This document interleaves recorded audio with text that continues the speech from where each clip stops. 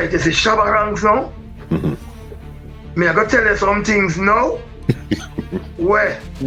Listen to no muscle. Where? Me in other business I have 30 years now. From 89, about 32 now.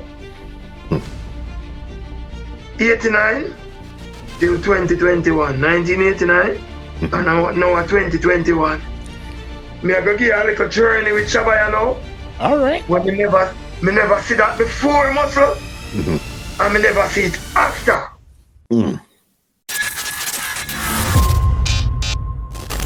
This episode is brought to you by TwoLinedMusicCutStore.com. TwoLinedMusicCutStore.com is your all-access to culture. Check out cultural merchandise like leggings, hats, mini boxing gloves, and bags. Also t-shirts like hip-hop, nature, rock bands, reggae, and dark fantasy. Fast shipping worldwide. That's TwoLinedMusicCutStore.com. Now let's check out this episode. What's going on, ladies and gentlemen? This is Muscle, and this is another Two Line Music Cuts Entertainment Report podcast. And tonight, we have a really special guest in the building. Listen, if you've been to any reggae or dancehall concert in the past 30 years, I've guaranteed you've seen this man on stage backing any one of your favorite artists. You know, we have in the building today, we have RICARDO, DRUMMY Davis from the Ruff Kutt in the building today. What's going on, big boss?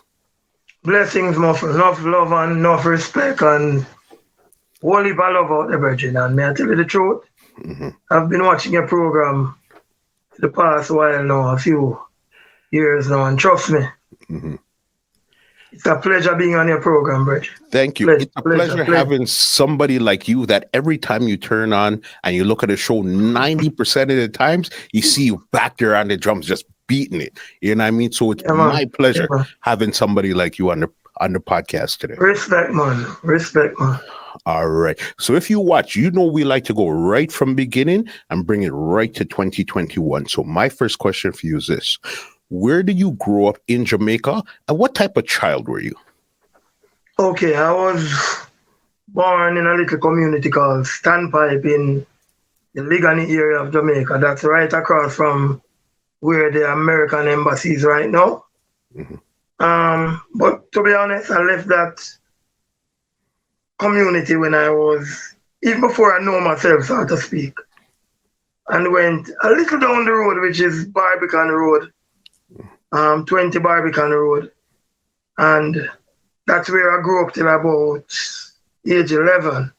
And that's where all the drumming started. Started playing drums when I was about 5-6 years old, you know, and I was self-taught. Were you curious? Did you like music? What type of child were you back then? Oh God, man. Simple all the way until today. Simple, easygoing kid, you know. I was an easygoing kid, you know, and I did all the things that kids did, you know, play. You know, in those time, run up and down. I lived in a yard where we would call a tenement yard in Jamaica. A lot of people live in that yard, different families, but we live together as friends. You know, we grew up real nice together, you know? Yeah, man, and we play together, do all of those stuff together. You know, that's where everything started. 20 Barbican Road. 20 Barbican Road. And when did your interest in music start to develop? Well, growing up, there was a little band. The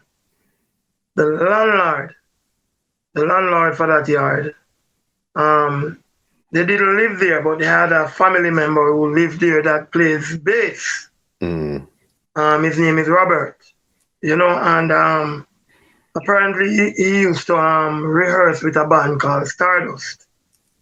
Not in the yard, but at some point they decided to start rehearsing at that particular premises. There was a building there and it was empty, and he decided to start rehearsing there. You know, and that was when I was about 5-6 years old. And when the band started rehearsing there, I went and I saw them, and immediately the drummer caught my attention. And trust me, It's like I fell in love with drumming right at that moment, you know? So what I did, I couldn't go and play the drums there. So what I did, I went and built myself a drum set. Yeah, because there was this Lane supermarket close walking distance from where I lived. So I went there and the cheese can, I took the cheese can covers because when they cut the cheese can to get the cheese from it, you know, they had a garbage bin that they would dump the stuff in. So I took the cheese can covers and I took boxes from the garbage and I went home and double the covers, nail it on a board, and that would be my hi-hat. And the box would be like my snare drum. So I didn't have any kick drum. So I had a hi-hat and the box would be my snare. You know? And to be honest, I don't know how, but I just, everything that I saw the drummer did, I would just go home to over by my house and I would just practice it. I would just do it. And I've been doing that for a while till the drummer himself saw me and said, "Whoa, this kid is special," you know? So when they were rehearsing, I would go there and he would allow me to come inside the rehearsal room and just watch the proceedings. Okay. He didn't really teach me anything. I just looked and learned, you know, and from time to time, I got innovative and I realized that I'm growing now and I have to build this drum set in a different way. And the other kids in the yard, you know, there were a lot of boys living in the yard. Myself, a youth named Cliffy, Donovan, Prince, I can't remember their names, you know.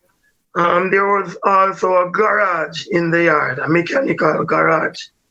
They fix cars, and so the guys would get the grill from the front of the cars and use it as their guitars. Wow. You know? Yeah. And I would be playing the drums and, you know, so I'd be calling myself Lydie, who was the drummer. Deli was the guitarist, so the kid who was playing the guitar called himself Deli. Who was playing the bass would call himself Robert. So we formed our little band, you know, and we were playing and to be honest, at times we used to just set up out by our gate at the yard because people used to pass by and stop and say, and they were impressed, you know, and they would throw money at us and give us money. So that encouraged us, you know. So we were playing and it was so good. I'm doing that from like 6 years old. I remember this man was driving past at a point, and he invited us to come and perform at his house. Wow. So we pulled down the band and we went to his house, perform, and he gave us a little money, and we felt good, you know, and go back home and stuff like that. And I did that for a few years, and at age 11, that particular yard, they sold it. Okay. So everybody have to move now, which was so hurtful to me, you know, and the rest of guys. But I ended up at that, and that was when I was at age 10, 11. Okay. And I ended up a little further down the road, which is my community now where I'm living, which is called Sandy Park. Okay. You know? And I remember one of the first things when we were moving, I put on the truck was my drum set. You know? Can't leave that. So I went down to Sandy Park and continued what I was doing. I remember the first time I set up my drum set around my backyard in Sandy Park, the whole community came out. Believe me, it was like a big stage where everyone in the community came out.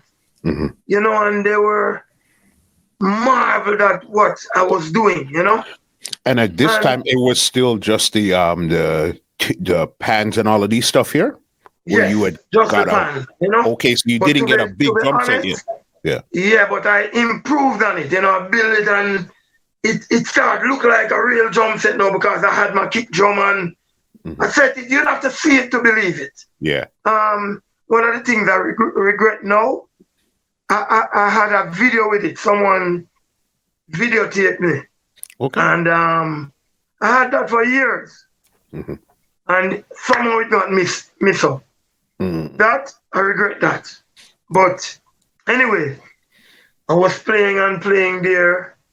I remember listening to Sagittarius band on cassette, Rhythm Kings band on cassette, Light Parks backing Gregory Isaac, Dean Fraser on 809, backing different artists, Dennis Brown, Gregory, you name it, Barry Salmon. So what I would do, I would go and get the cassette. I would go and buy the cassette. Okay. As a little kid, save my lunch money. I went downtown and buy those cassettes and then put it in a little tape deck and play and follow. That's how I practice. Anything I hear the drummer doing. At this point, nobody actually taught you to play anything at this point here yet? Nobody. At no time at all. It was just me listening Sagittarius, listening Rhythm Kings. As the stage shows come out, I'd go and buy the cassettes. Because that's how it goes at those times. They would the shows would have they would have done the concerts. Yeah. Like the Sting, you name the shows. The Fresh. You know, there were a lot of shows kept in cinema 2 at the time. You know, and as the shows finish, then Jackson or whosoever would tape it and then they sold the cassette on the roads. So that's how I would go and buy the cassettes with my little lunch money that I save and come home and put it in the deck and you hear Pinchers them, you hear Admiral Bailey, you hear Lieutenant Stitchy, Papa San them, Tiger, which was one of my favorite DJ at the time, and Derek and Dr. Paul, them Derek in a Rhythm Kings, Dr. Paul in a Derek in a Sagittarius, Dr. Paul in a Rhythm Kings. Okay. And I would be listening those bands and playing and hoping one day that I'll get the chance, you know, to do something like that. And I did that for a few years. Anytime I need a little money, you know, I would take it and go out in the square, so to speak, what we call it square. Yeah. Set up, I had a little youth DJing that time, a youth called Happy. I had another youth, Johnny Cool, a next youth who Little Richie, you know, a youth called Silver Kid, where they would have come and DJ and play. So we just set up in the square and we go play and we collect money. Anytime I broke, man, I want a little money to go cook some food. Yeah. We just got set up. It's a sure money making thing at the time. We get my little 50 cents, my little 10 cents at the time, and it add up and, you know, it was fun while it last. We usually keep some little stage shows, like on a Friday night, you know. There is this man in the community called Mr. Brendan. He owns a wholesale in the community, a big wholesale in the community. That's where everybody went and buy away food and stuff and cook. My mom cook, you know. And he used to give us his premises to come and perform, you know. And that was wonderful. The whole community came out, man, and that was lovely. And there's another thing, the people, because one of the things that I used to use and make my drum set was the barrel. You know, those barrel that people would send from America, send stuff to their family members in Jamaica. Yeah. So anybody will get them barrel in Sandy Park, them know that drummer come feet. Because from them times, everybody called me drummer, you know, drummer, you know. So at that point, when I was about 11, I attended Providence Primary School. And from there, I went to Papine Secondary, which is now Papine High. Yeah. You know? And right through those time, I've been playing my old pan. When I got to about 15, 16, I remember my electrical installation teacher had a band in Portmore. I told him I'm a little drummer, and he used to let me come over there, just watch the proceedings while they were rehearsing, you know? And that was a wonderful moment. I left school at age 17. Okay. I didn't graduate. I left and I went to the Gleaner Company to work as a messenger. Okay. And I remember we had a stage show, just like one of them little stage show we had planned in my community. And when I was working and I had to leave work to come and do the stage show, and trust me, there was nothing important to me like playing my drums. So I actually left work before time and I got fired. So it was all drums. Yeah. So again, give you a little moment now. I remember playing my drums in Sunday Park, and there was this guy who loved what I was doing. We call him Dude, you know? Yeah. And he used to come and say, "You youth, Chano, this is what you're doing, man. Trust me. You have to make it. You have to make it." And I remember, I don't know if you remember this musician, Sangy Davis. He was the one who wrote "Girly Girly" for Sophia George. Yes. Young man, you're too girly. So he had a baby mother living next door to me. And he used to come visit her, and he saw me playing the drums, and I remember he said, "No man, this is not normal. You have to make it. You build your own drum set." Yeah. And he took me, because he's a Rasta, you know, and he took me down by 12 Tribe. And then again, I started watching them performing. Ilawi was playing the drums at the time. Okay. I think Steely was there. And I didn't know them at the time, but later on, when I got into the business, I get to realize that Steely was a part of that band. And I used to go and just watch them. You know? I have to say my mom was very supportive. My sisters, you know, they were very supportive of me playing the drums, you know. I used to get the time. My mom used to let me out because, to be honest, although I grew up in the ghetto, my mom was kind of strict on me. Yeah. I wasn't as free as my friends, you know, but once it's the music, she would let me go and play my drums, you know.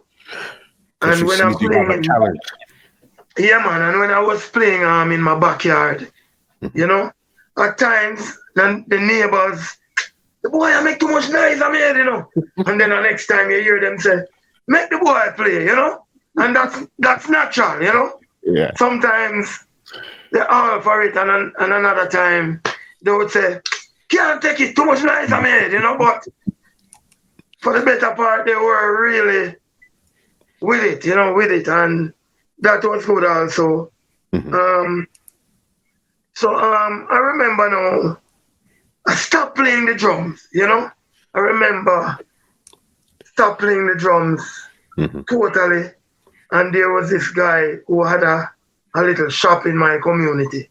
So I started working with him, you know? Working with him. I remember now, as I said, I was like 17. I remember pushing a wheelbarrow with bottles, going to the depot to sell the bottles for him, and then I would buy drinks or beer. And I remember the same guy, Dude, look at me and said to me, say, "Look, man, you're worthless like. You're a little drummer. And before you go pray for Sagittarius drummer dead and you get the work. Look what you do." You know? He said it jokingly, but it hurt me so much. I felt so bad when he said it. You know, I remember I put on the wheelbarrow, and that's the last time I did that. Mm. So I remember now some of my friends, there was this Labor Day concert Yeah. down by King's House, which is just down the road from where Sandy Park is, where I live. And it was Rhythm Kings playing for Shabba Ranks and Crystal had that big hit, Twice My Age. Mm-hmm. And Rhythm Kings was the backing band for the Labor Day concert. Fab Five play early and then Rhythm Kings. And me and some of my friends went to the concert. When we go to the concert, I watched the concert. Shabba was awesome that night with Crystal. And I remember my friends, I just disappeared after the concert. I left them. And I went around the back and I saw Dr. Paul. He just came off stage and he had a red bass guitar and he was packing up, and I went straight to him. And I said, why? I'm a little drummer, you know, and I'm learning, you know. And he said to me, come and check me down by Aquarius Studio in Halfway Tree on Monday. Yeah. I remember that like it was yesterday, and I went down there, walked to Halfway Tree. I didn't have any money. Walked from where I lived to Halfway Tree, and I wait and I saw him. He drove in and he said, oh, the little youth.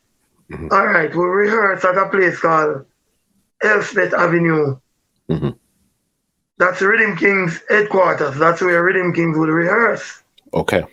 And I remember went to the rehearsal and I saw people like Richie Stevens rehearsing, all the big names. Yeah. Little Kirk, you know, all who is who at the time were rehearsing, and trust me, that was special to me, but I felt so special because here am I, close to all the artists, you know, that I wanted to see. And I'm going to go further. Earlier, I'm going to track back a little before I go there. Okay. I remember when I was living same place by Barbican Road, there was a street dance that used to keep during the festival time. Yeah. They had a street dance. I remember it kept on Lane Plaza in Ligani.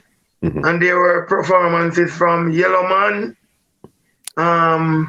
Sassafras, Peter Metro, who called on Tanto Metro as a little kid at the time. That time I was like 9 years old. Peter Metro, Carlene Davis, and I can tell you something, the bass player in that band at the time, it was Seventh Extension. Yes. Was a guy called Benji, who is now the bass player in my band, Ruff Kutt, where I was like 10 years old, 9, 10, at the time, watching Benji playing for all those artists. You know? That's crazy. And I remember there was another concert at the same venue, and the band didn't come at the time, and I set up my little old pan out there in Ligani. And trust me, it was, oh God, people, and they were all talking about this kid playing the drum, you know? So, anyway, when I started watching the rehearsal now, Dr. Paul decided to form a band, which is the Ruff Kutt. To be honest, when I went there, Ruff Kutt was already formed. Okay, and what year? They had a drummer there who was playing for the band, and he left and started. He went to England with OMT, you know, and that's how they dropped me in the band now, and I started rehearsing with Ruff Kutt, Nigel Staff, Colin White. There was a guy, Henry on bass. So we were like Rhythm Kings side band. Got you. You know. So this was like the younger musicians are in right. Got you. Right. So when Rhythm Kings don't rehearse, we would go in and we start rehearsing we use Rhythm King's equipment. Yeah. And that's how we get our practice. We were just there playing. Dr. Paul had we there playing and rehearsing. But I remember the songs that we were playing now. I remember one day I say, yo, this too hard, man. I can't manage this. And I didn't go to the rehearsal for like 2 weeks.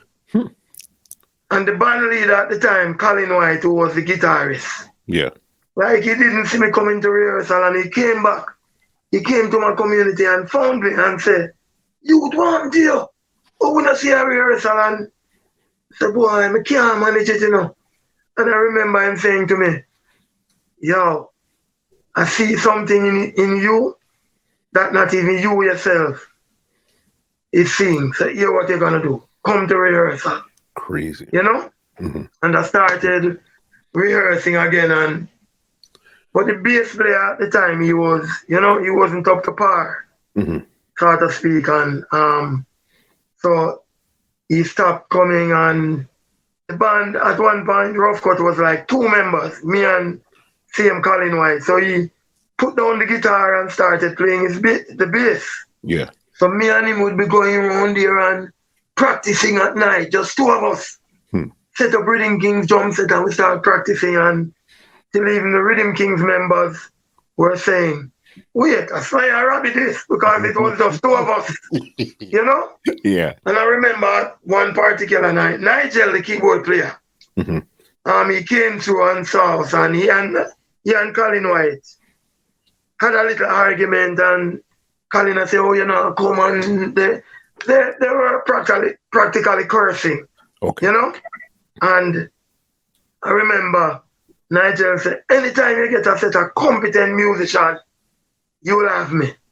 And Colin said to him, "Well, since you want a set of competent musicians, go and find a bass player," which he did. Yeah. He went and he found a bass player. We had Prince Midas singing, and that bass player was a guy from Mandeville, where Nigel came from. We call him Bally. And he came in and Bally, and we started rehearsing now, and the latest songs, you name the song, once it's a hit song, we'll be around there. I remember this song, Forbidden Love. The drum track was so hard to play. I told myself I cannot play it. And I remember Nigel, who is a keyboard player, came and him say, "I can do it." Yeah. And he actually tell me, "Do this with the left hand and do this with the right hand."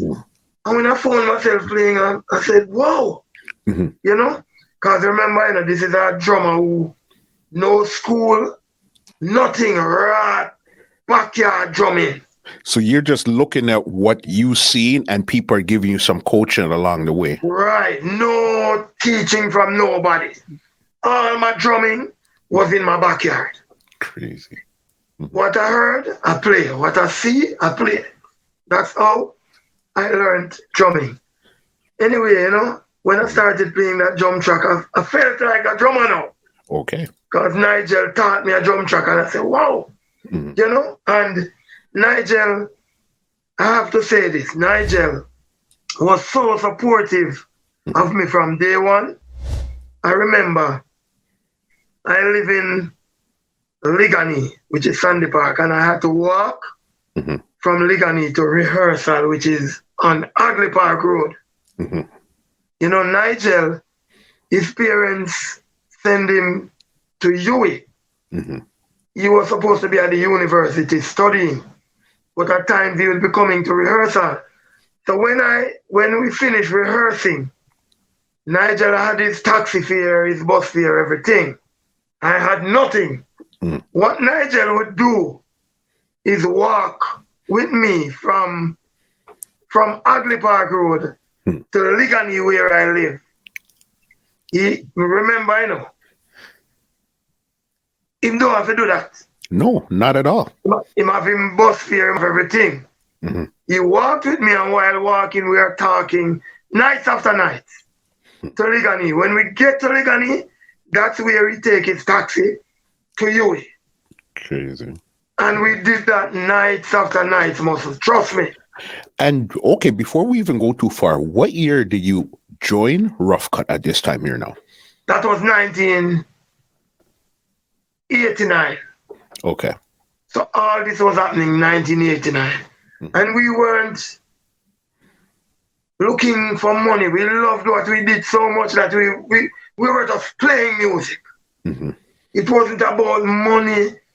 Nothing else was on our mind but just music. You know, when Rhythm Kings had their shows, you know, Dr. Paul would make sure we go and watch them and stuff like that. I remember Nigel would get his chance to play at Fort Clarence and stuff.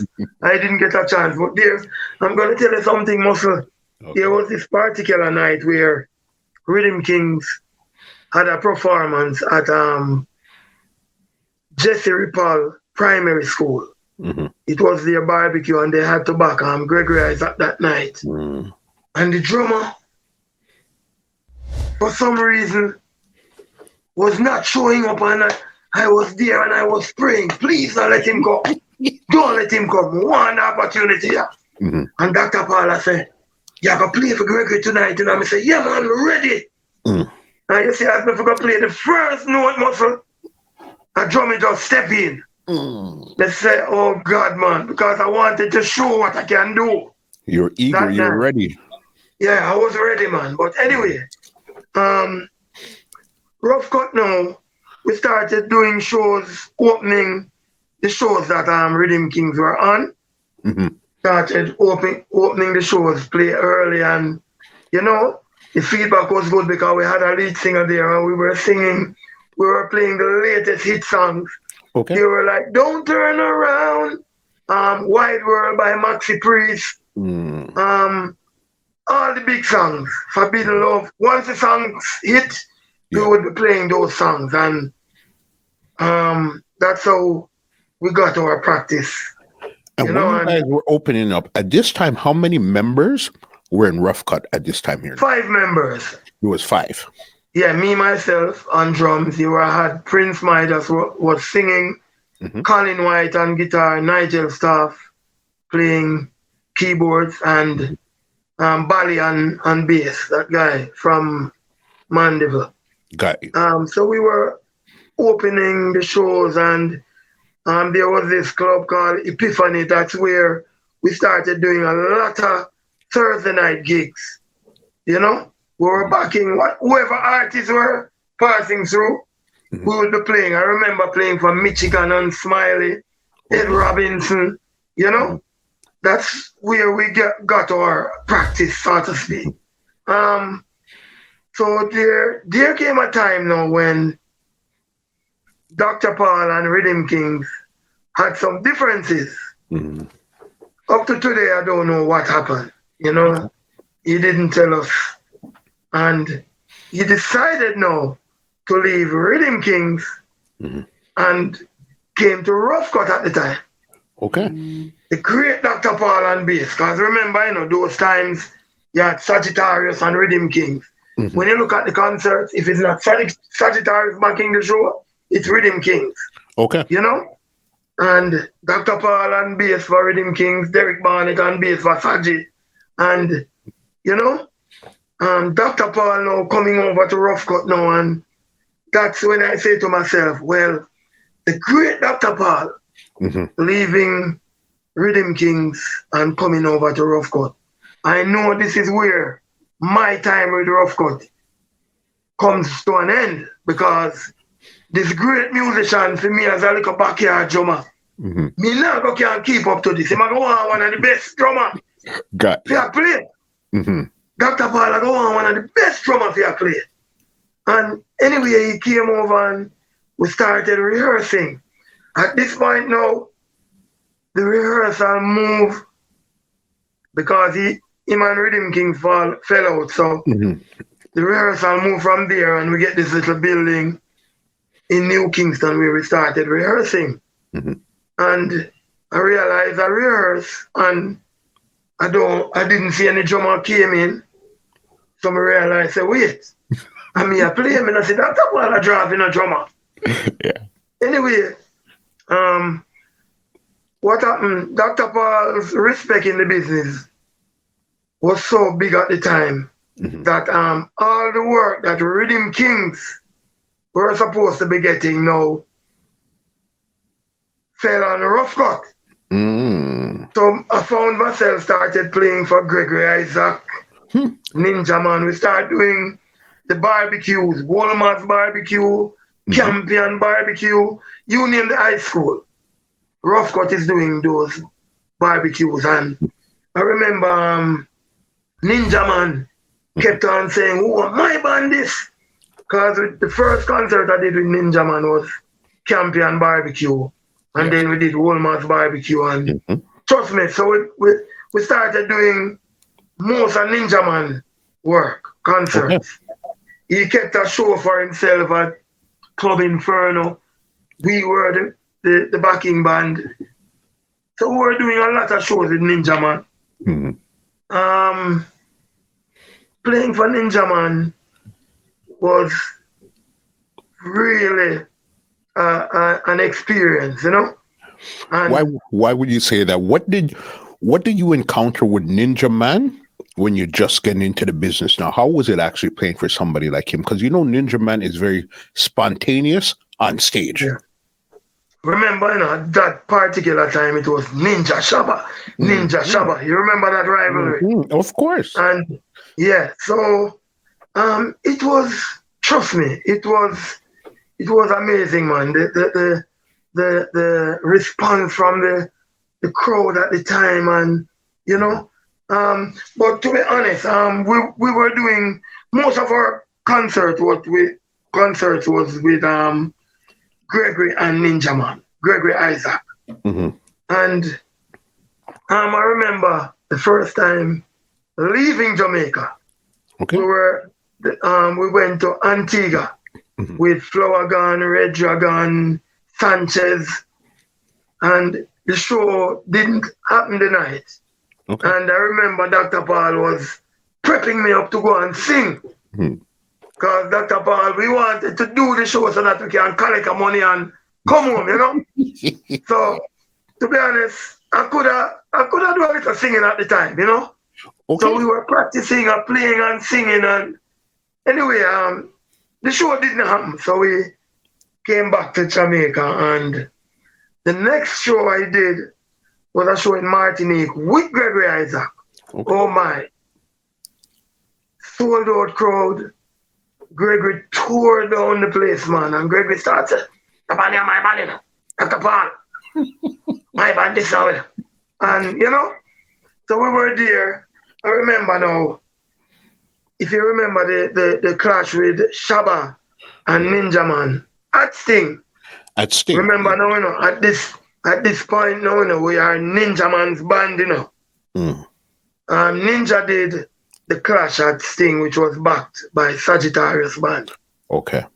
And you know, you know what happened at that clash, you know. So there was this show now because remember Shabba ranks was down now, you know. Yeah. Based on what happened, you remember what happened. Shabba's spirit was down, so we had this show now it's called Reggae Ram Jam. Yes. It kept in Clarendon, Denby Showground. This is my first big show now. Okay. When I go back a lot of artists now. Ninja Man, Shabba Ranks, Gregory Isaac, Peter Metro, Tiger, you name the artists at that time. We were the backing band on that show. The show was wonderful. Richie Stevens was on the show.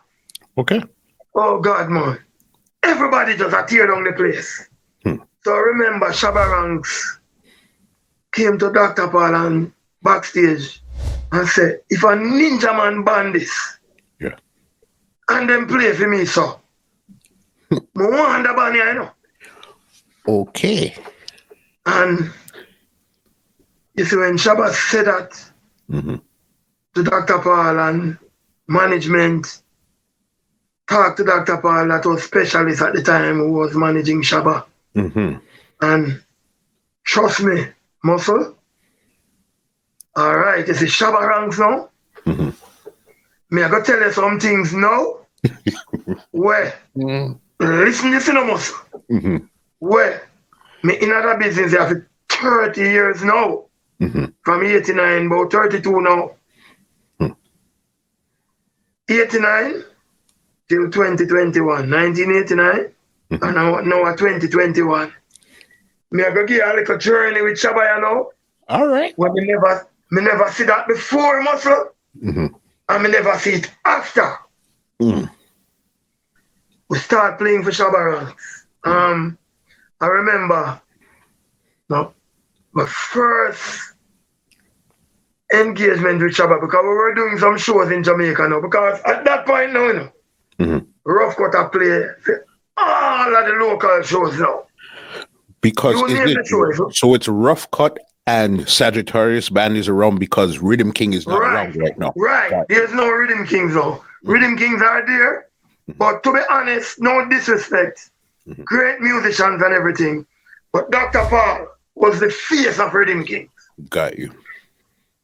You understand? Dr. Paul was the person who the people saw at the time and was seeing at the time. You know?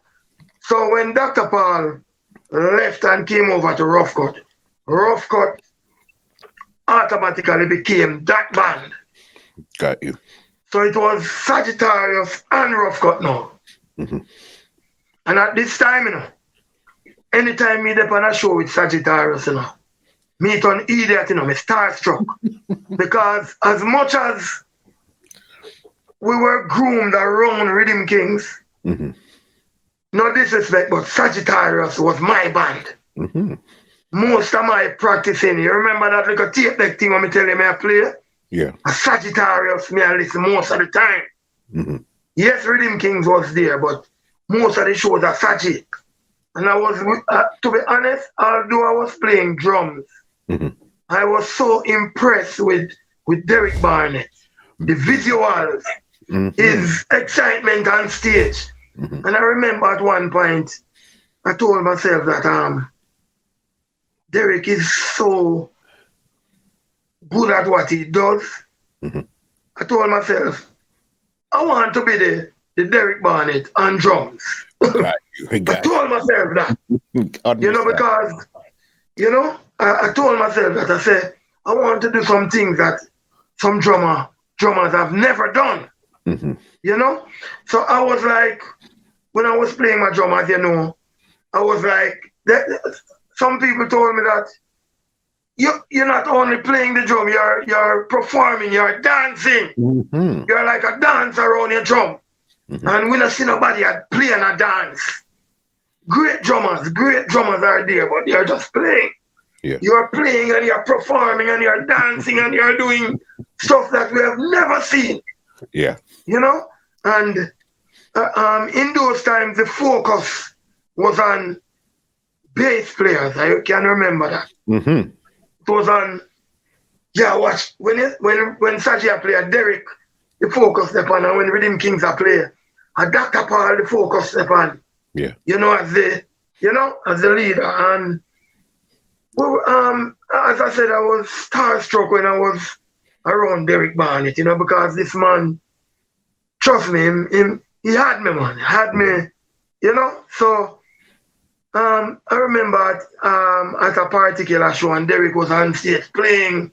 He was playing for Yellow Man. And I was on the stage watching because I get a chance to get close to the great Derek Barnett now, Saji, my band. And Derek a play and come over with me there and juke off of me with the bass, I remember. And then I said, wait, you know me? You know? And that moment, you know me, I say, yeah, the great Derek Barnett, that no normal. You know, anyway, by this time I've begun going into my own little star, so to speak, you know? So we're doing all the shows in Jamaica now. If on a Saji, is Ruff Kutt. You know, so by this time now, we started touring with Shabba. I remember the first concert that we actually left Jamaica to go and do with Shabba Ranks was in Japan. Yes, I remember we get a little in-transit visa. Because by this time, my sisters were living in America for a few years. So I was just home, me, my brother, and my mom. You know? And by this time, I still my mommy little baby, you know. So me I leave Jamaica. My mom would say to the guitarist, yo, please take care of him for me, you know? Still that baby thing there. The treatment that me I get, you know? Yeah. And, you know, I remember we had an in-transit visa, so we would overnight in New York. I remember we stayed at the Holiday Inn in New York, and then we would catch a flight to Japan the next morning.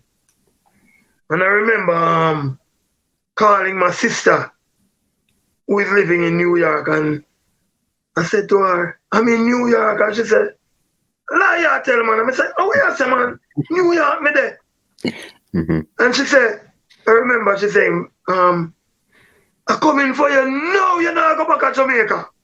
And I said to her, I said, I must be mad, you mad man. Me, I do the thing where me love the most. And you're going to tell me about, nah, go back to Jamaica. Because I must remember, you know, in them time there, you know, as a man get a little chance, you know, him gone. One him reach New York. You can remember, even DJs. Some DJ get a little break and have a one song, do a show in New York, you hear them call it run off. Come on, run off, you now go back to Jamaica. And my sister said, oh, my brother, me I come for you, and you now go back. I say, you must be mad. Take my flight the morning, go Japan. Shabba tear down Japan, man. Shabba, let me tell you something, man. The star, that guy there was, man, and still is. The man, so I remember now, we came home and specialist took us in and we got our work permit now. And the first show we came to the US to do was a show at the Apollo with Shabba Ranks, where it was, he did 2 concerts in one night. Oh my God, muscle. The man jam-pack Apollo Theater. Level down the show. Then them empty out the show and ram up at the place again with a different audience and Shabba wreck it again. And them time they know me say, wow, this guy is a special person. This man do something with dancehall where at the time unheard of. So there we go. Started touring with Shabba the US. Muscle, let me tell you something. Remember, me I tell you something. Me have some things where this man do where me never see before and me never see it after. Yes. Shabba, we had the shows with Shabba. And when the show finished, almost all the females in the show follow the tour bus back to the hotel. Girl come like a them on the hotel. Or them have room there for 13 nights straight. Shout out them flat the hotel. Yeah man, security have problem man. They come like them live there. Come like them check in. Some man do it, but them do it.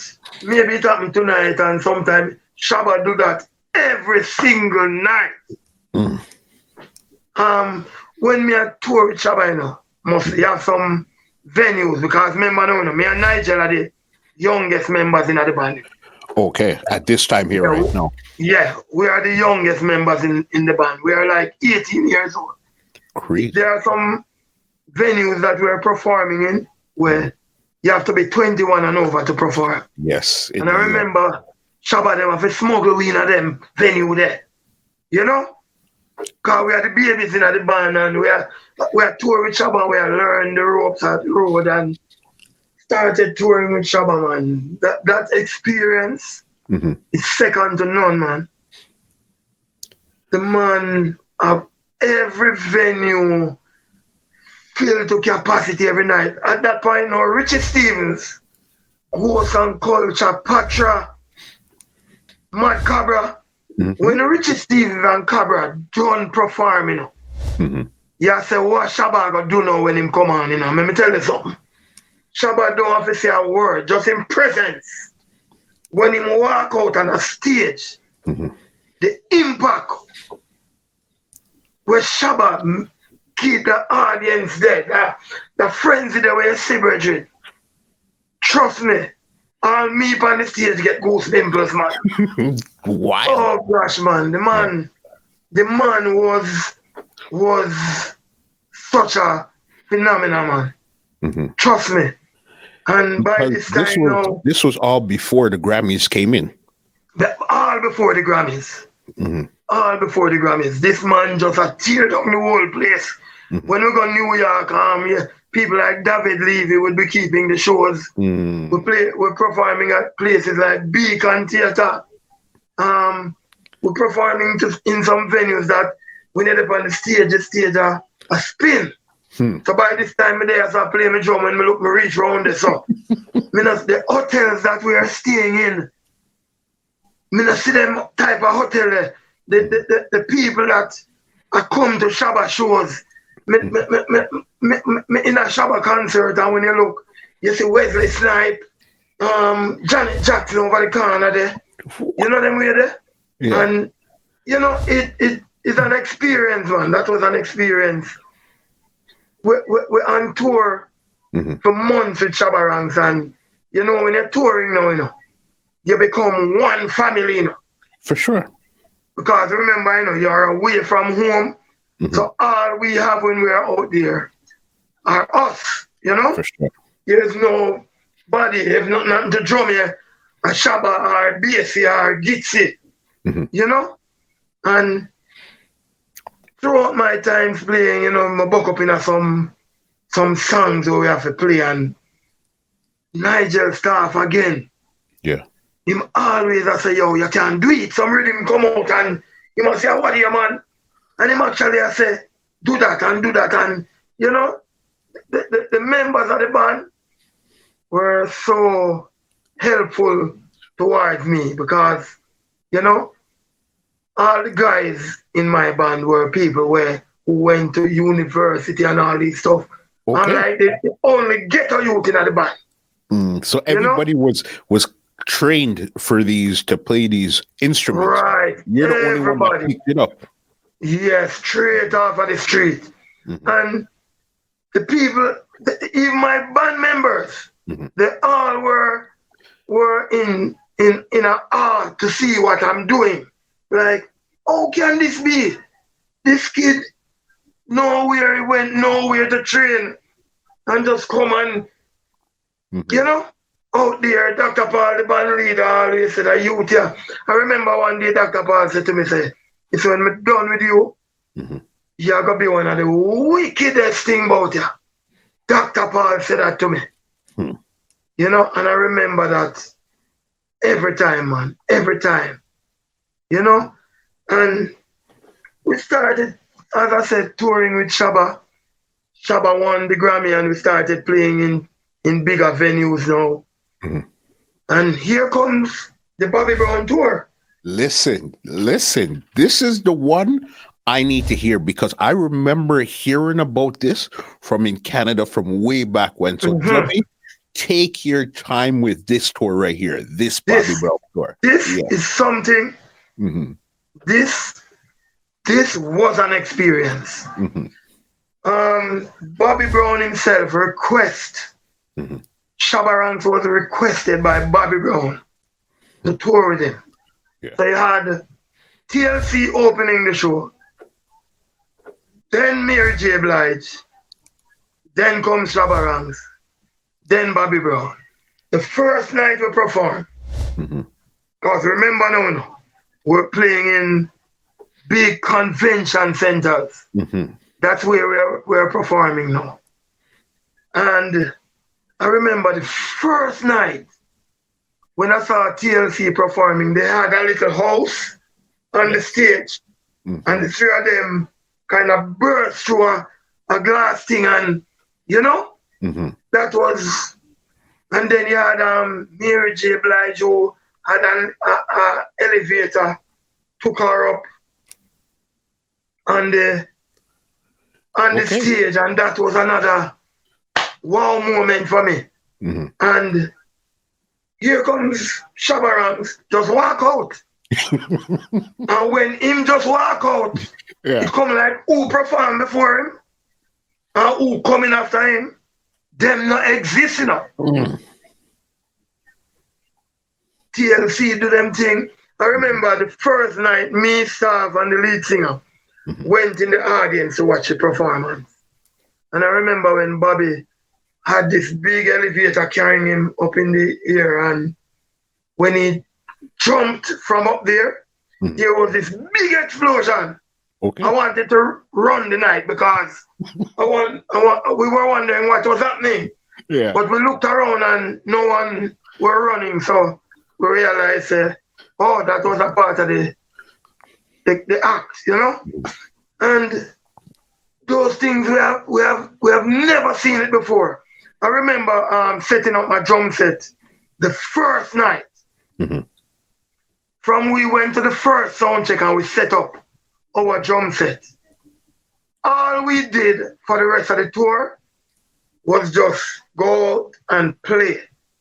Everything set the same way every night. Okay. From me set up my drum set, everything in place. I don't have to adjust anything. Everything is set. The sound is the same sound you get every night. All we had to do was just come and play when it's our time to play. And trust me, everybody had something big doing. Bobby Brown, the elevator, TLC, this house on the stage, Mary J. All we did, our guitarist walked out and play Bam Bam rhythm. Ding, ding, ding, ding, ding, ding. And Muscle, you don't want to see the audience. You don't want to see what happening in the crowd. So by this time, it's all about Shabba. Shabba take the whole tour. Shabba take the tour, man. The man kill it. Bobby Brown, till Bobby Brown start sing reggae now. I know a little boy named Bobby. And by this time now, you know, I remember a particular night. Yeah, Muscle, I remember a particular night I was walking backstage at the venue. When I look over there, it's Janet Jackson. I saw her sit down.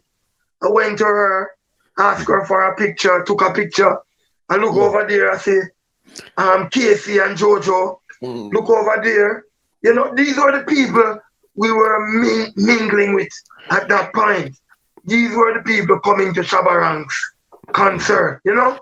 And as you said too, you're fresh on the road. You're not a seasoned veteran. You're fresh on the road. Fresh on the road. We're not used to nothing like this. Shabba Ranks was such a star, man. You wouldn't believe, man. So anyway, I remember this particular night we were walking in, and you talk about 1992 now, you know. Yes. And I walked in and I came face to face with Whitney Houston. She was actually pregnant at that point with her daughter. And she walked straight to me and asked me, "Can you do the bogle dance for me, please?" And she was like begging me.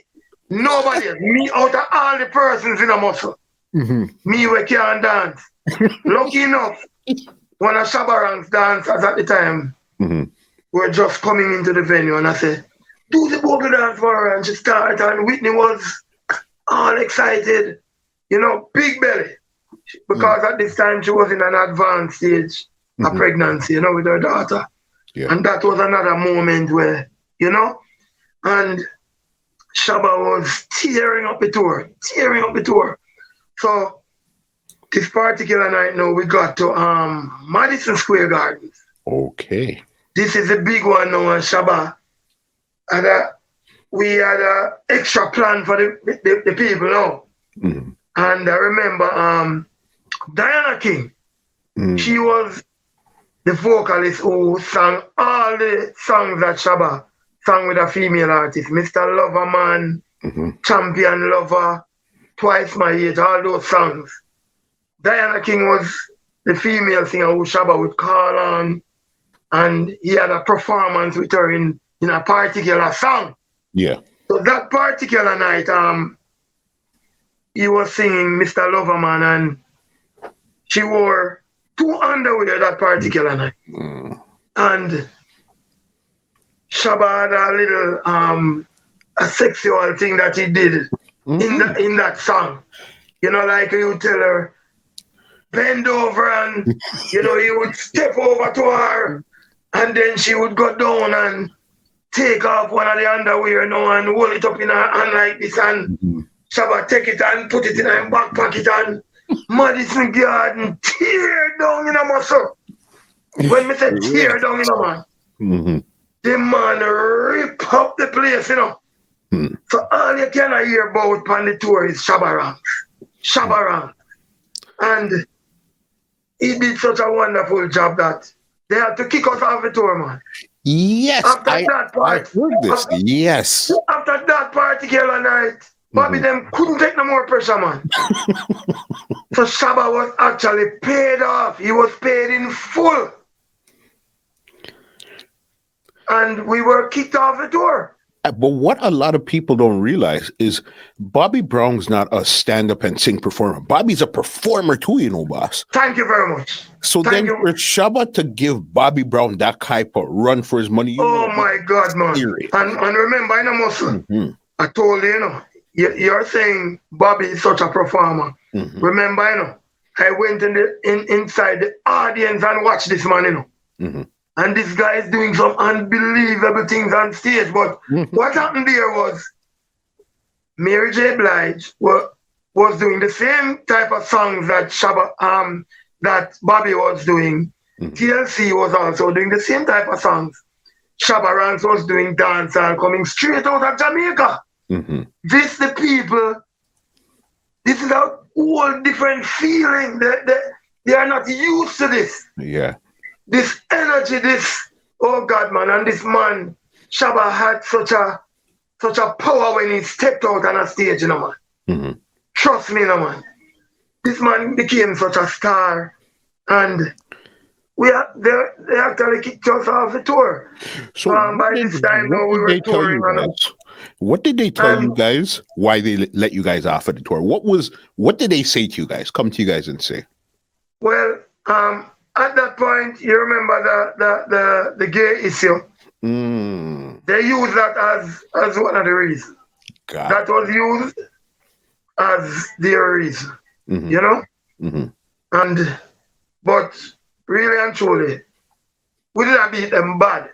Yeah. Bad. The last time I heard a Jamaican artist did that was Bob Marley with, I think, the Commodores. Okay.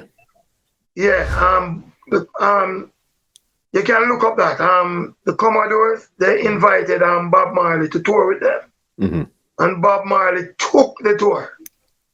Yeah. Well, the next time a Jamaican artist did that was Shabba Ranks.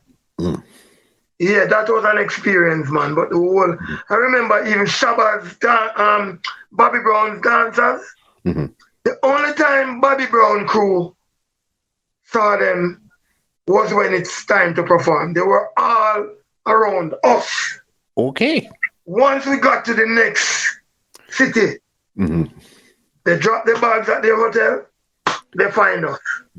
So they were all around us. And Muscle, for the life that we lived on Shabba's tours. Yeah. Remember, you know, when we get to a city, and we had some Shabba Ranks jacket that we had on. Once we get to a city and people saw us in those jackets, we, the band members, became such stars just by wearing the Shabba Ranks jacket, because they realized that, yes, Shabba is in town. And people would just walk with us. If we take a walk to the mall, they would just walk with us from the mall, come to our hotels. Okay. And remember, you know, we are young men at the time, and the ladies are throwing themselves at us. You know, we can't leave out that much. That's just part of the thing. Shabba was such, this guy was such a sex symbol to the ladies out there. Shabba Ranks. Because you notice this interview is about me, but you see, Shabba Ranks was a big part of my whole thing. So, you know, we have to talk about that because we are a backing band. You know, Ruff Kutt is a backing band, and Shabba was a big part of this. For sure. You see, even with that there now, I know there was the Bobby Brown tour, but there was another epic part was when Shabba went to Arsenio Hall. Were you at that show there also? Definitely. That was I'm going to give you a little story about that moment. To be honest, I didn't know about the Arsenio Hall show. We heard we were doing the Arsenio Hall show. You know, when I actually get to know about the show, when we were actually at the venue, as in we were at Paramount Studios in Los Angeles, and we did the rehearsal with Maxi Priest, because he was supposed to be doing the song that he did with Maxi, which was House Call. House Call. Me have the remedy for you, me have the remedy. That was the song. Your body can lie to me. That song. So we did the rehearsals, and at that point someone said, this is the most watched talk show in America. And they were talking about how many million people will be watching this show. And immediately I got nervous. They're saying the whole America is going to be seeing this. You know, and I was saying, wow. You know, so I didn't know the size, the magnitude show that I was doing until a little before the show. So we actually had a rehearsals, and we did an ending for the song. We practiced an ending for the song, and while doing the song now live, they were showtime now. I think Don King was being interviewed that night also. Okay. Yeah, it was a big moment, and when we did the song, I was so nervous that night that I remember I messed up the whole ending of the song. You know, I felt so bad when we finished, but to be honest, when we watched it back, it didn't look so bad, so I ended up feeling a bit better, you know? But that moment was another epic moment in my little career here as a little drummer, you know, coming out of the ghettos of Jamaica. No training, no school. That was a big moment. And we had moments where we went to Africa. You know, we met Mandela. If you remember, when Mandela won that election, he invited Shabba Ranks to come and perform for him, and we were there, and that was another moment. That's crazy. We did shows with like Whitney Houston, the Commodores in Africa. They had some big concerts in Africa where we did a lot of shows. We did Japan over and over again, Europe over and over again. I can't remember the continent that I haven't been there. I don't remember if there's any. All with the continents. Shabba at this time here. Huh?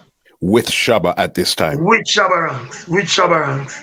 You know, and I remember I've been to places where, you know, when you go to all places like Germany, and you realize, yo, but they are Germany.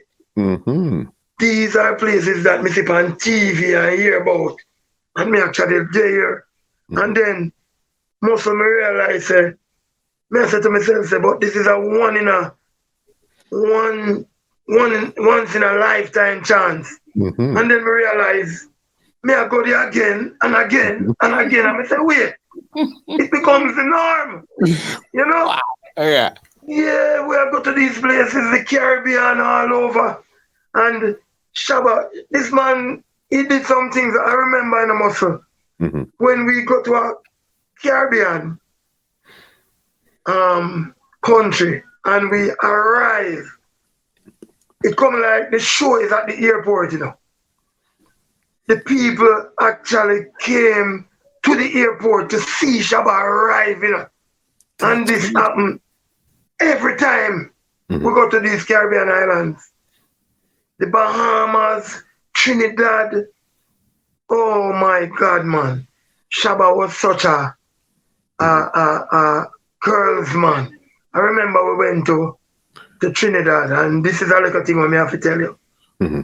After we left Trinidad, it came in the papers in Trinidad that they had never seen so many condoms in a hotel. It's all a weird muscle, but these are the things that were happening when you talk about a Shabba. The ladies just throw themselves at you. And remember, as I said, we are young, energetic kids out there, new on the road. So all these things are happening. You know, you just I live it. You know?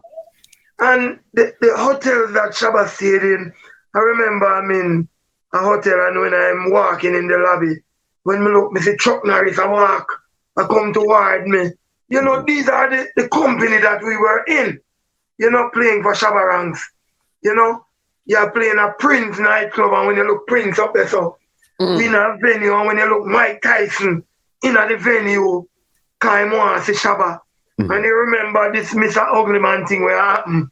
Mr. Uglyman in Living Colors, all of the talk shows, them people that talk about Shabba Ranks. This is something where Jamaica never see yet. A little Jamaican youth, Shabba Ranks out of Seaview Garden. You know, these things, we never see it yet. Yeah.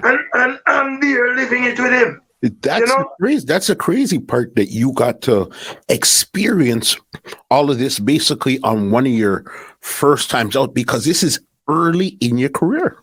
Early, very early, very early.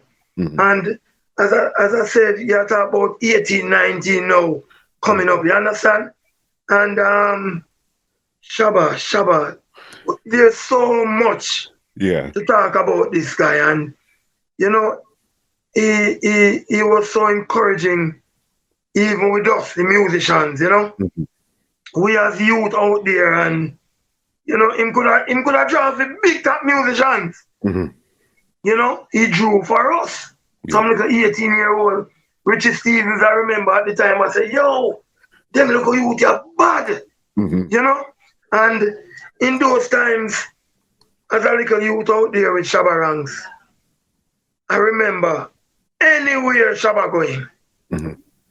You talk about me personally now, different from the other band members.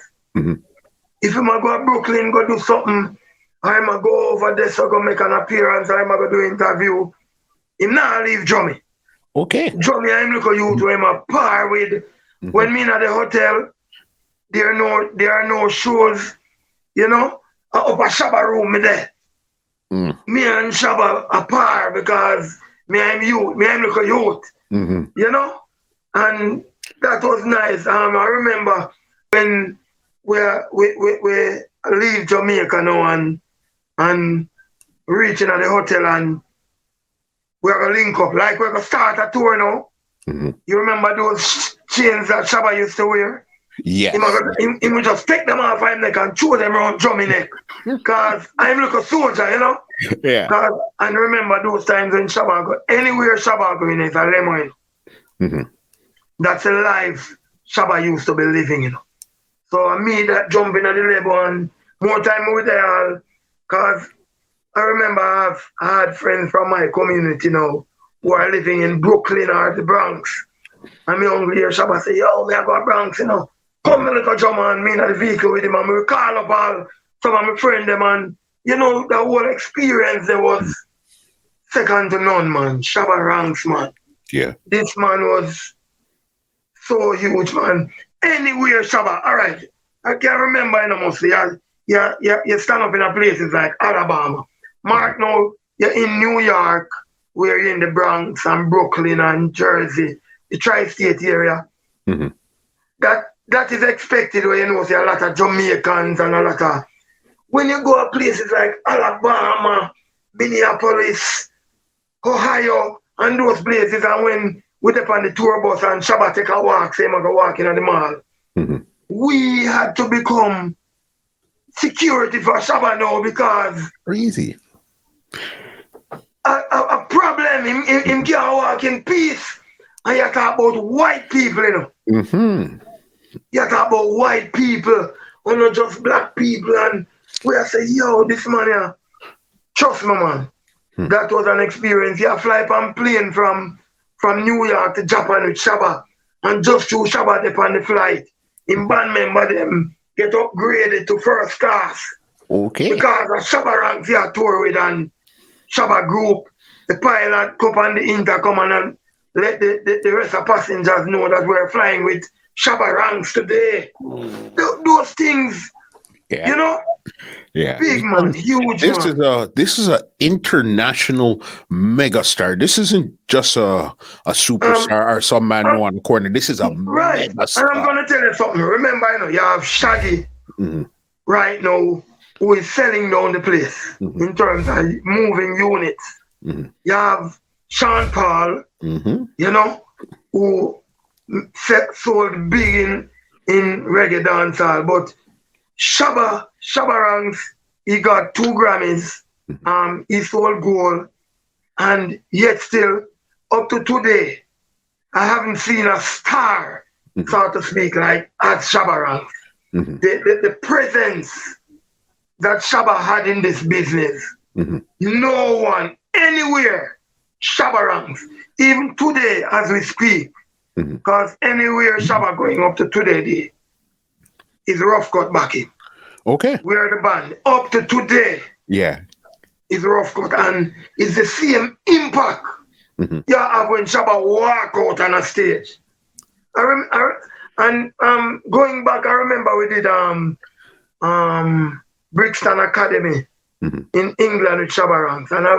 And trust me, the line from sound check, we were at the sound check checking.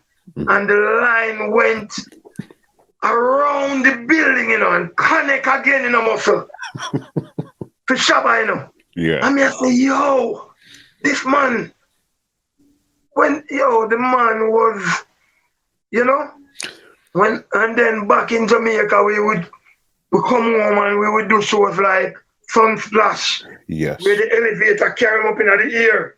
We can learn them things they know and bring them to Jamaica and trust me, man.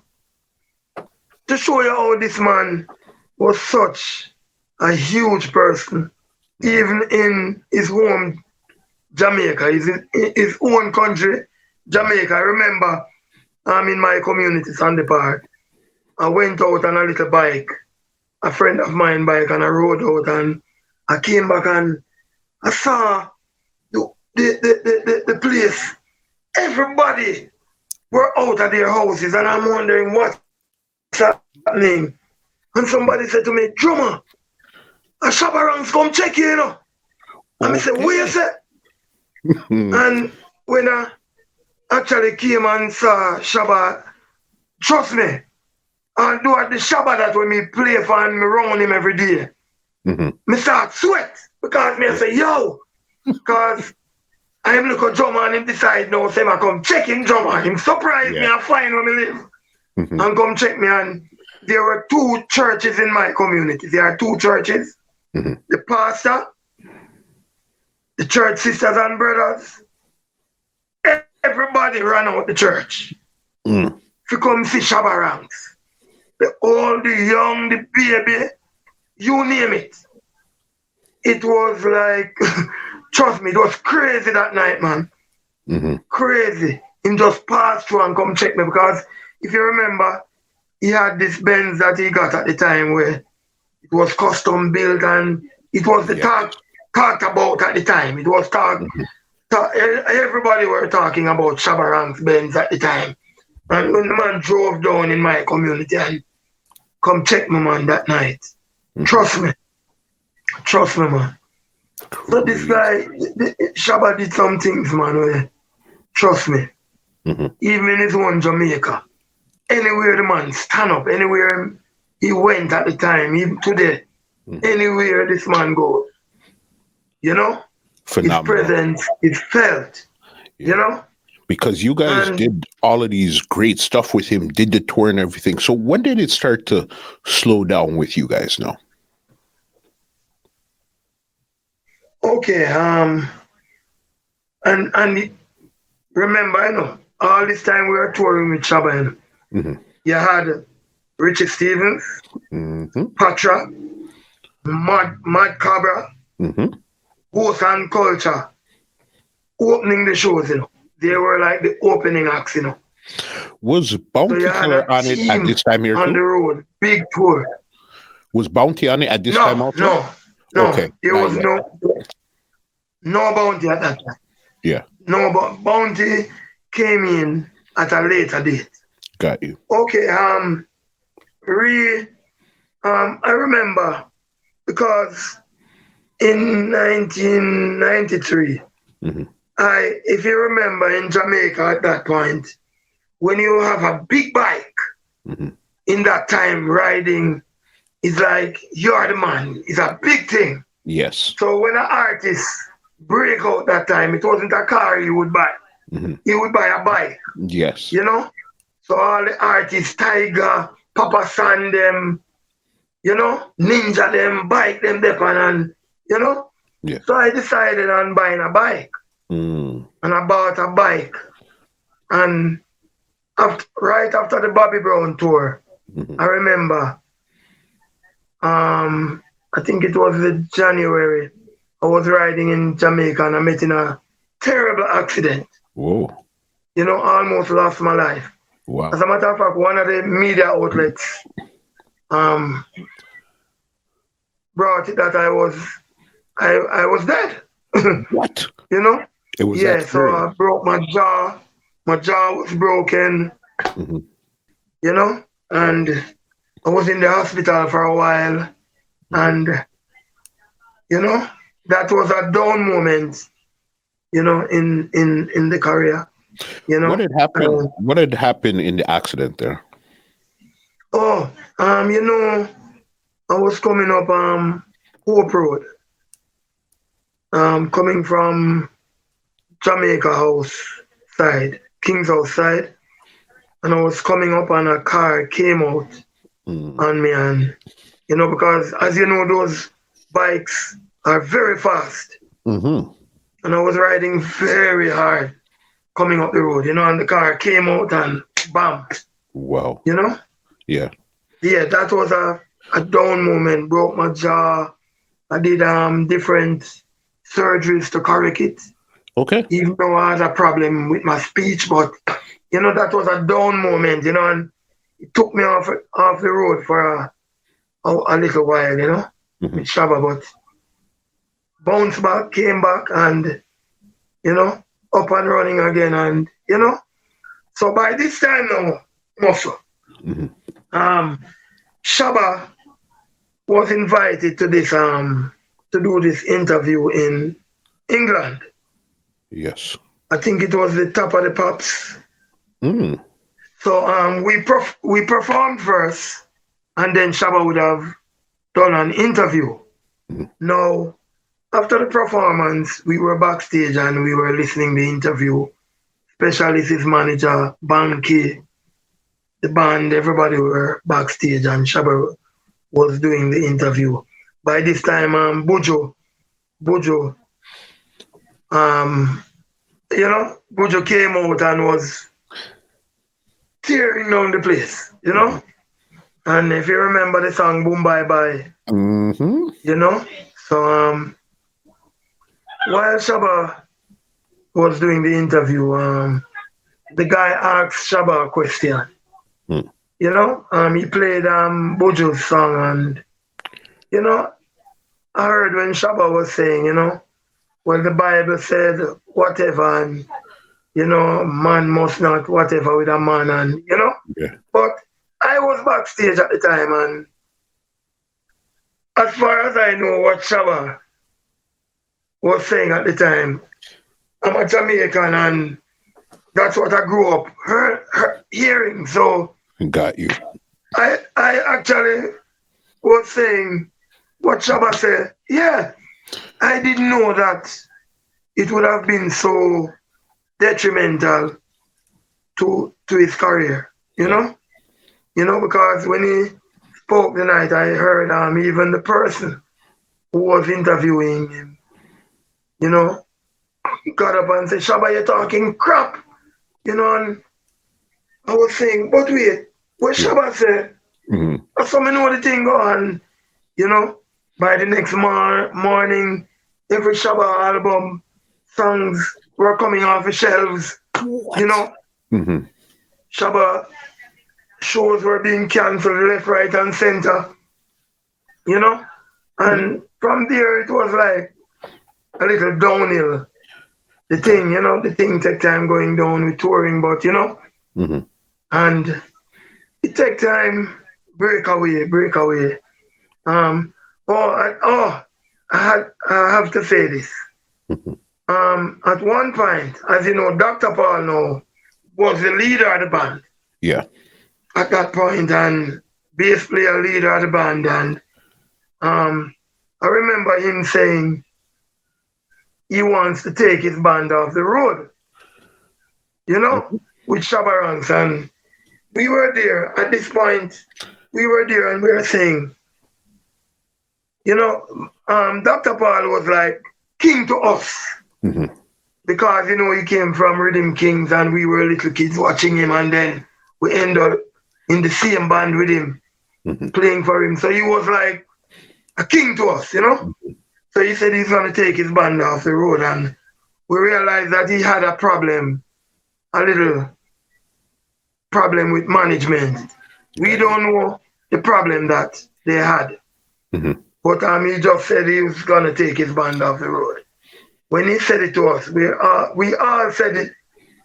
You know, we were skeptic, but it's Dr. Paul said, so we have to go with it, you know? Yeah. But at that point, my roommate on tour was Colin White, which is the guitarist. Okay. And Nigel, the keyboard player, he used to, Prince was his roommate, the lead singer. And I remember I was in my room, and it's like I couldn't sleep the night. But when I look over the guitarist's bed, he can't sleep neither, you know, it's like something about him. Yeah. So he got up and he said to me, Dr. Paul said something, you know, and what do you think? And then I said, boy, I don't like that, you know. Because most at this point, you know, I was just, remember now, you know, you get your break now and things that happen. Lick down my mother whole house now and start build up. You know, because I impress mommy. Mommy want to build up house now for my mommy and start build up my mother house and thing. And it's tour all those monies coming from.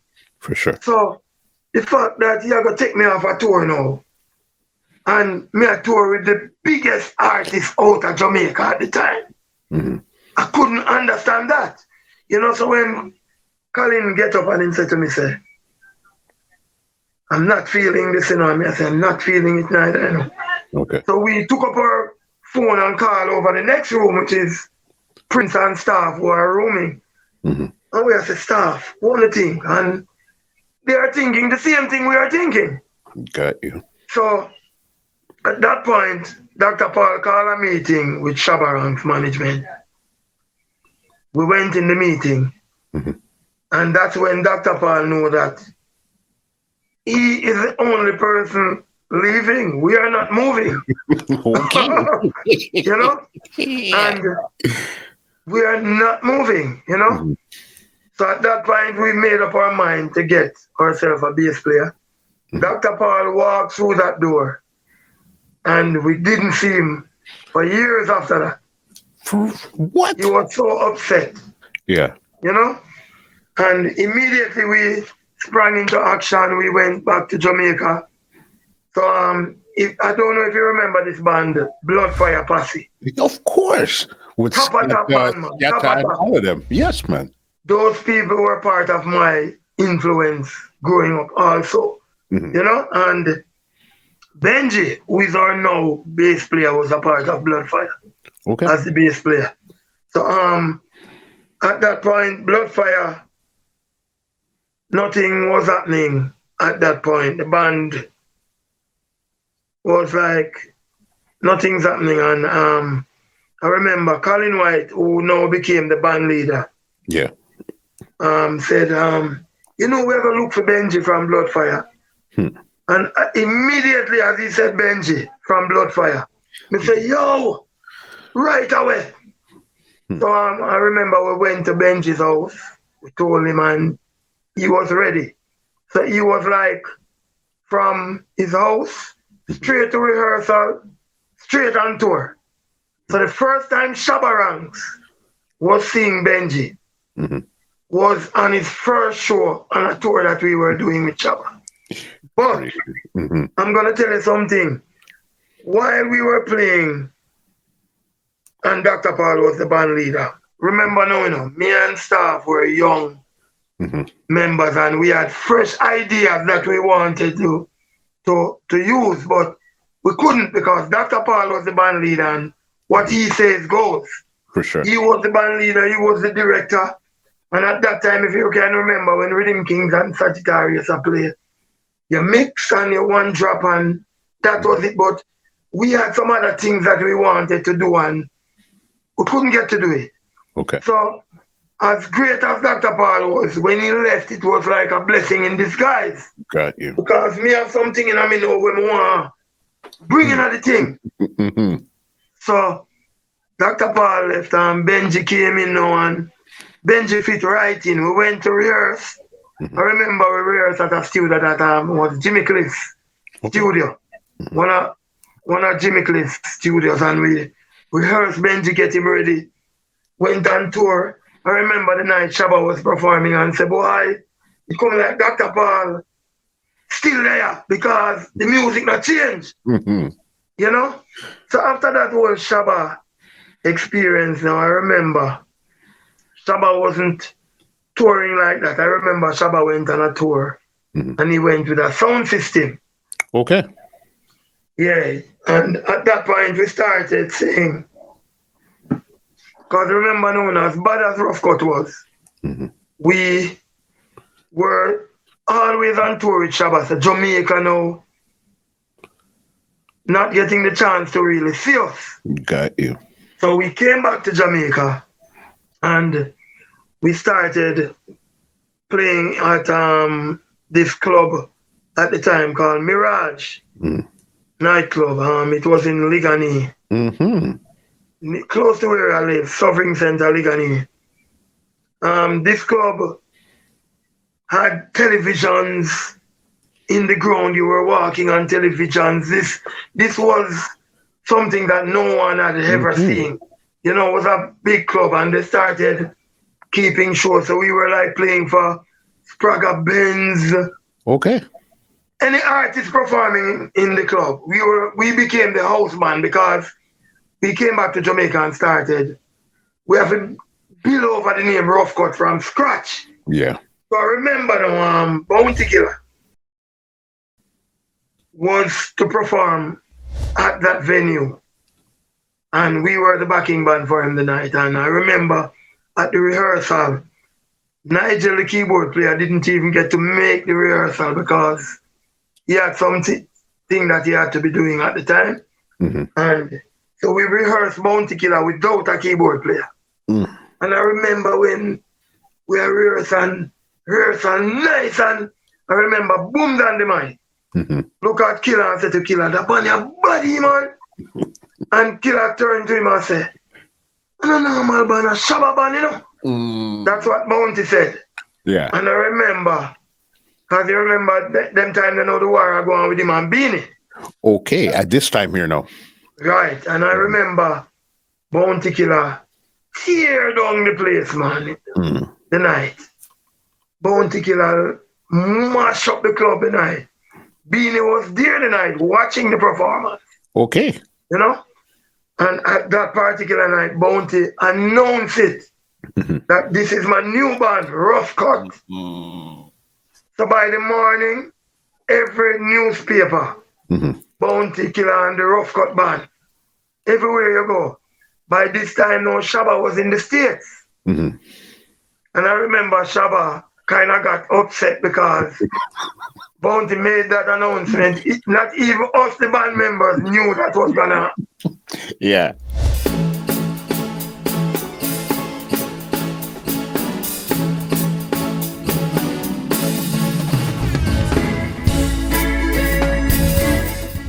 This podcast is brought to you by www.twolinedmusichut.com.